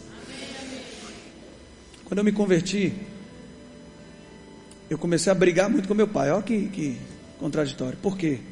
Porque o meu pai sempre perseguiu minha mãe. Você dá dízimo para a igreja, esse povo vai roubar seu dinheiro. E eu ouvia isso. E minha mãe sofria muito. E quando eu me converti, eu fiz questão de mostrar para meu pai até quanto eu dava de dízimo. Eu gritava na sala, mãe, esta semana eu recebi 4.000 reais, ou seja, 400 reais de dízimo, só para meu pai ouvir. E eu era doido para ele vir falar alguma coisa comigo, que eu ia jogar na cara dele, esse dinheiro é meu, eu faço o que eu quiser, você não vai fazer comigo o que você fez com minha mãe não. Mas isso só aconteceu comigo. Ninguém pensou isso do pai. Aleluia. E aí a gente começou a brigar sério, a briga ficou, a gente se olhava, brigava. E aí um dia eu estava com meu irmão, passando o final de semana com meu irmão, comecei a desabafar com ele, e desabafando para ver se meu irmão me ajudava nessa situação, mas ajudar a fugir, a alugar um apartamento para mim, e eu fugi dessa situação. É mais fácil fugir. Aleluia. Deixa eu sair de casa, é melhor, vai ser bom para todo mundo. Não, nunca foi. Aí meu irmão, sim, se você quiser eu te ajudo. Mas deixa eu te perguntar uma coisa, porque eu vim todo com um discurso pronto, pastor. Meu pai tolerante, fica brigando comigo por nada. Sempre a culpa era do meu pai. A culpa é só do pai. Mas isso só aconteceu comigo. E meu irmão falou, tudo bem, até agora eu vou te ajudar, se você quiser, te ajudo. Mas eu ouvi você falando, mas deixa eu te perguntar, qual foi o último dia, a última vez que você olhou para meu pai e disse que amava ele? Eu fiquei com essa cara bestalhada, igual você fez agora. Eu falei, hã?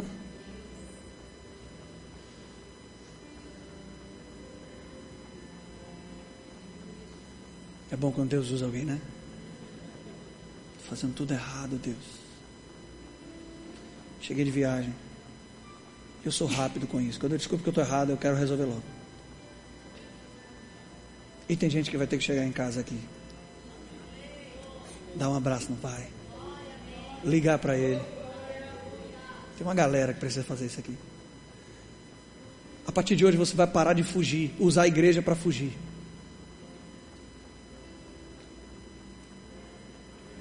você não vai encontrar aqui o que você não encontra em casa, porque Deus não quer fazer isso.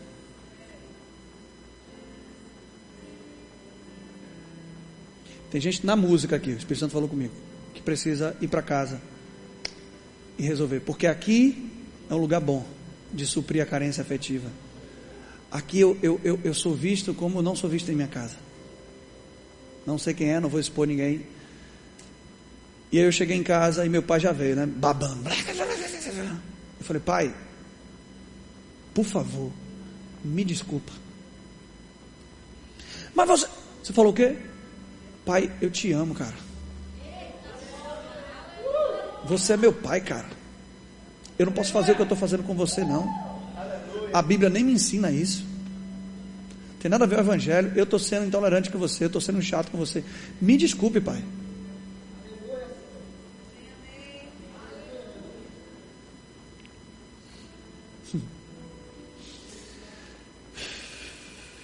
Isso tem 12 anos. Nunca mais eu briguei com meu pai. E deixa eu te falar uma coisa.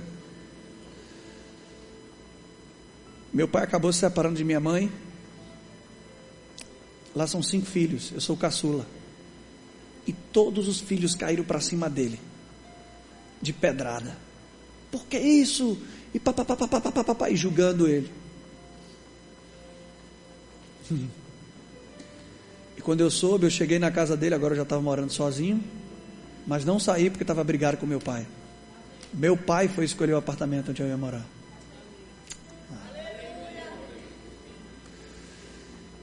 E ele chega para mim, e eu chego lá no quarto, tá ele, né, culpando todo mundo, dizendo que todo mundo foi duro com ele.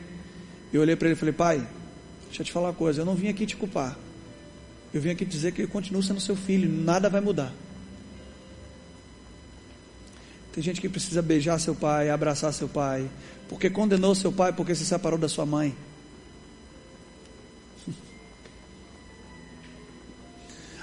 Eu esqueci, assim diz o Senhor. Desculpe, às vezes a gente está emocionado, né? Fala. Percebeu que a unção mudou? Vamos fluir nela.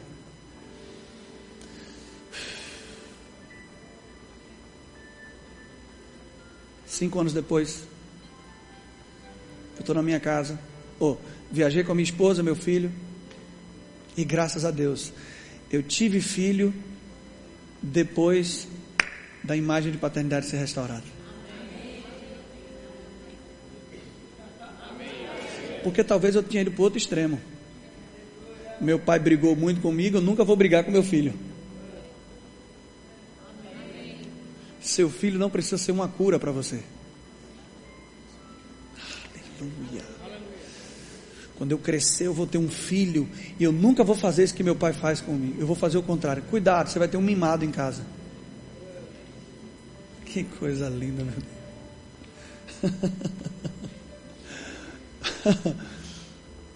Estou viajando com minha esposa, e aí a gente está viajando, e eu estava ouvindo uma música de Gabriela Rocha, com a menina que eu gosto, cantora. Tá em dó ainda, Harris? Bota o dó aí para mim. Creio que tu és a cura, creio que és tudo para mim. E aí eu estava ali ouvindo essa música o tempo todo, e quando eu chego de viagem, eu estava em Aracaju, o telefone toca, minha irmã Sérgio, eu falei: o que foi? Meu pai está doente. E meu tio Jair, que é médico, disse que é suspeita de câncer, um tumor agressivo. E sabe o que aconteceu, gente? Todos os meus irmãos foram agora atrás do meu pai, cheio de remorso. Meu pai está para morrer, cara. E nesses anos, ao invés de estar com ele, eu tive julgando o que ele fez, cara. Mas eu sempre estive com ele. Não é porque eu sou bom, não, é porque eu tinha um espírito do filho dentro de mim.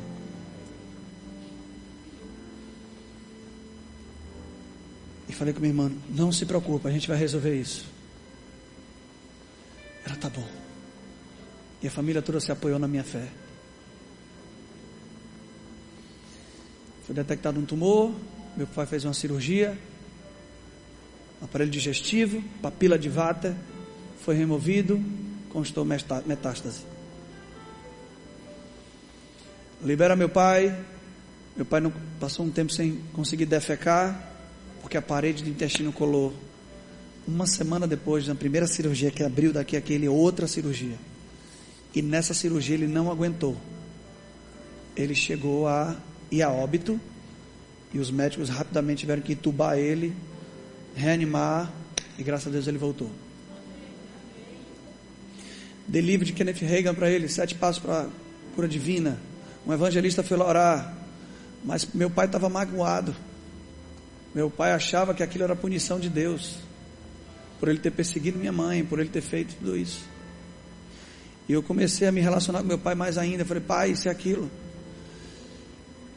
E eu recebia as notícias, ia para o banheiro, botava um louvor, e eu lembrava: cara, por que Deus passou o final de semana todo falando que Ele é a cura para mim?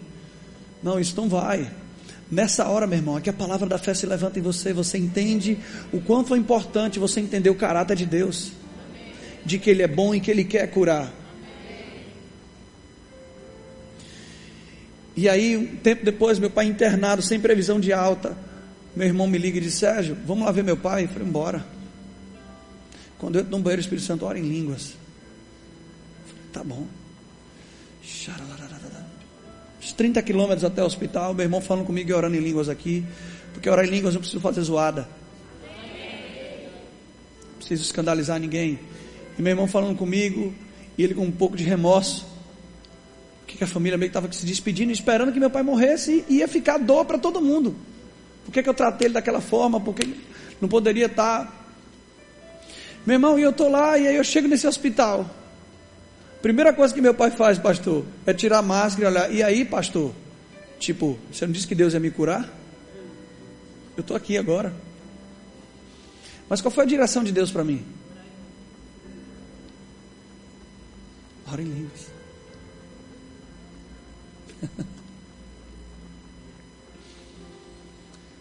Eu peguei na mão dele, comecei a alisar a mão dele.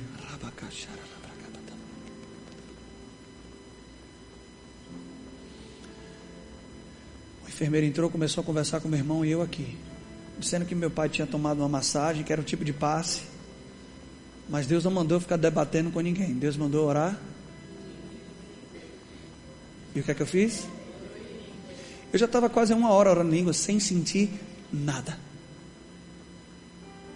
Porque às vezes a gente vê uma inclinação, né, e uma alegria, a gente começa a orar, vê um quebrantamento e se empolga. Até que essa enfermeira saiu, meu irmão foi, pegou na mão esquerda do meu pai e começou a alisar. E eu aqui, de cabeça baixa.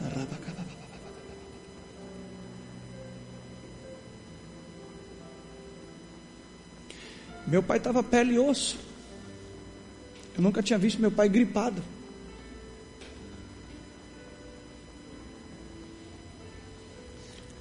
Meu irmão respira fundo e diz: Sérgio, tem uma energia diferente aqui nesse quarto.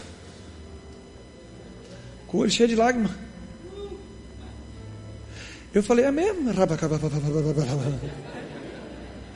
E ele disse para mim: cara, não, tem alguma coisa que está saindo de você, tocando nele e tocando em mim.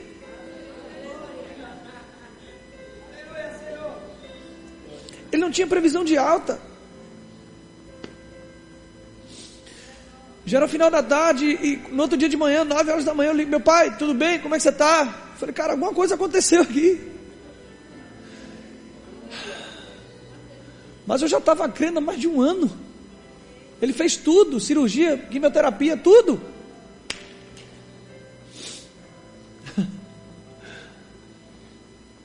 E ele falou: Sérgio, qual foi? Eu falei: o que, pai? Eu estou em casa, filho. Tive alta.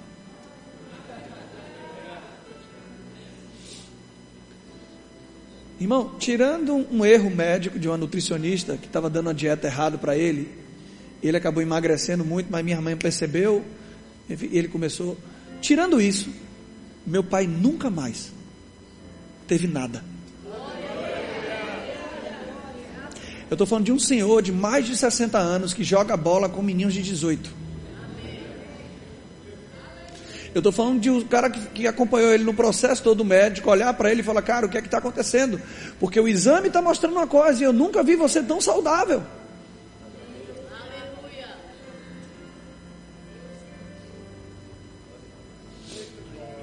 E hoje eu tenho o prazer de chamar ele para: pai, vamos passar o dia aqui. Ele: meu filho, vai te atrapalhar. Eu falei: não, vamos ficar, quero ficar com você, cara. Você é meu pai. Mas quando sabem que na fé eu sou o pai dele?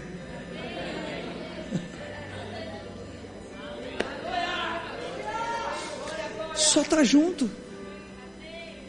E ele virou um testemunho vivo de que essa palavra funciona.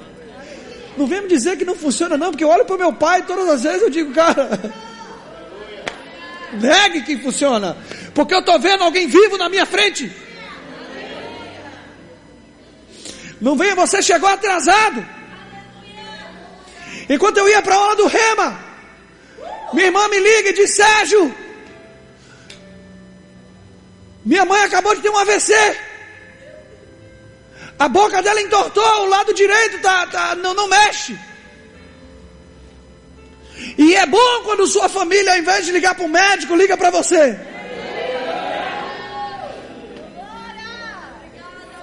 Eu preciso contar o testemunho da minha mãe, porque às vezes não foi seu pai, foi sua mãe que você precisa voltar a se relacionar.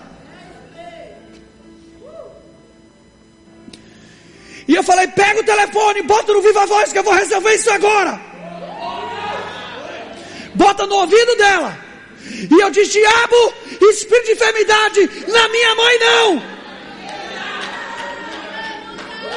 E a minha irmã que estava com o celular, ela se converteu depois desse momento, porque ela disse que enquanto eu orava, a boca da minha mãe voltava para o lugar.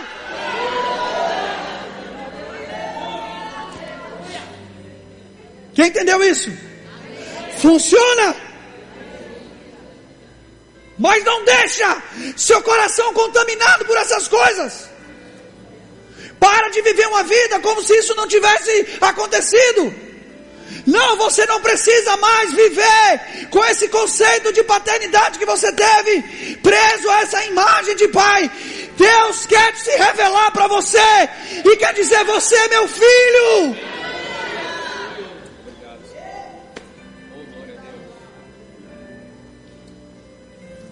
Fica de pé no seu lugar.